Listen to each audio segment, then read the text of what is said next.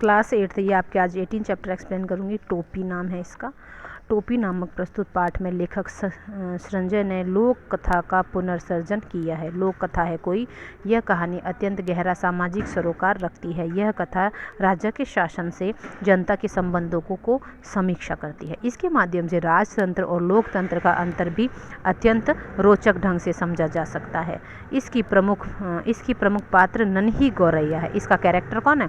नन्ही गौरैया के दृढ़ निश्चय और प्रयासों से कोई भी प्रेरित हो सकता है और अपने उत्तरदायित्व को समझकर उनके निर्वहन के विषय में सोच सकता है। ठीक है, अब ये है गद्यांश। एक थी गौरैया और एक था गौरा, नर गौरैया। ठीक है, दोनों एक दूजे के परम संगी थे, साथ में रहते थे, जहाँ जाते थे, जब भी जाते साथ जाते थे, साथ हंसते थे, साथ ही रोते थे, एक साथ खाते पीते, एक साथ सोते थे। भिन्न सार होते हुए भी खोते से निकल पड़ते, दाना चुगते और छुटपुटा होते ही खोते में आग घुसते थे। यानी घोंसला होगा कोई। थकान, खोते मतलब क्या होता है? खोते मतलब घोंसला।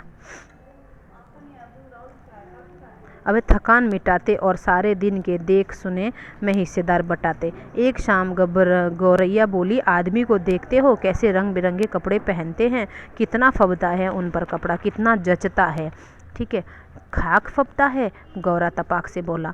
कपड़ा पहन लेने के बाद तो आदमी और बदसूरत लगने लगता है आज लट जीरा चुग गए हो, गौरैया बोली। लट जीरा कोई जीरा होता है जो एक पौधा होता है। ठीक है, कपड़े पहन लेने के बाद आदमी की कुदरती खूबसूरती ढक जाती है, गौरैया बोला। ठीक है, गौरा बोला, अब तू ही सोच, अभी तो तेरी सुघड़ काया का एक एक कटाव मेरे सामने है, रोवे रोवे की रंगत मेरे आंखों में चमक रही है।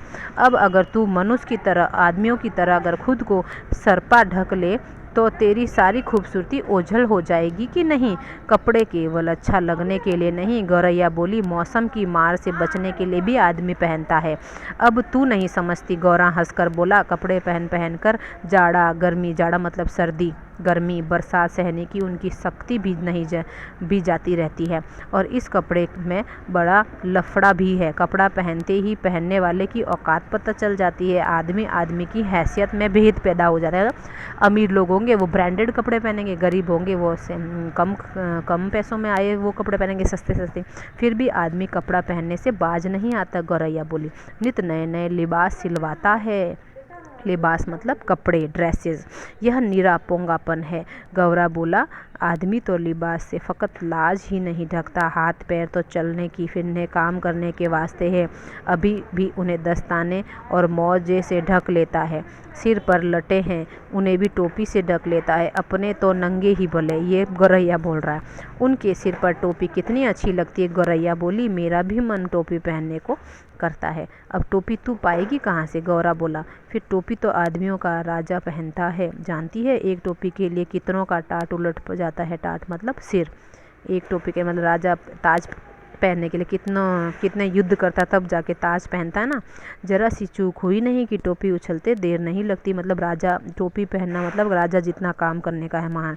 अपनी टोपी सलामत रहे इसी फिक्र में कितनों की टोपी पहनानी पड़ती है। मेरी मान तो इस चक्कर में मत पर, गौरा बोलता। ठीक है, गौरा था तनिक समझदार, थोड़ा समझदार था, इसलिए शक्की भी था।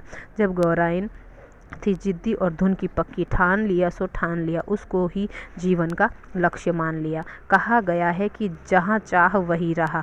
मामूल के मुताबिक अगले दिन दोनों घूरे पर चुगने निकले। चुगते चुगते उसे रुई का एक फाहा मिल गया। गौरन खुशी के मारे पूरे घर में लौटने लगी। अरे क्या मिल गया? अरे गौरन ने चिल्लाकर मिल गया, टोपी का जुगाड़ मिल गया। गौरैया ने गौरे के सामने रुई का फाहा धर दिया। अब क्या हुआ?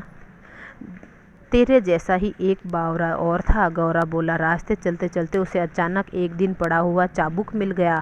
चाबुक था बड़ा उम्दा और लचकदार, किसी घुड़सवार के हाथ से छूटकर गिर गया होगा। चाबुक हाथ लगते ही वह बावरों की तरह चीखने लगा। बावरा यहाँ पागल की तरह। चाबुक तो मिल गया, बाकी बचा 3 घोड़ा लगाम, जीन वो कहाँ से लाएंगे। अब ये तीनों तो रास्ते में पड़े रहने से मिले। सब काम धंधा छोड़कर वह बावरा ताउम्र यह रटता रहा। बाकी बचा 3 घोड़ा, लगाम, जीन, चाबुक तो मेरे पास में है, 3 घोड़ा, लगाम, बाकी सब मैं कर लूँगा, मैं बना लूँगा। गौरा उसे समझाते हुए बोला, इस रुई के फाहे से लेकर टोपी तक का सफ़र तुझे कुछ अता पता नहीं है कैसे बनती है, बस देखने जाओ अब कैसे बनती है टोपी। गौराइन रुई का फाहा लिए एक धुनिया के पास चली गई और बड़े मनोहार से बोली, धुनिया भैया, धुनिया भैया, इस रुई के फाहे को धुन दो ना।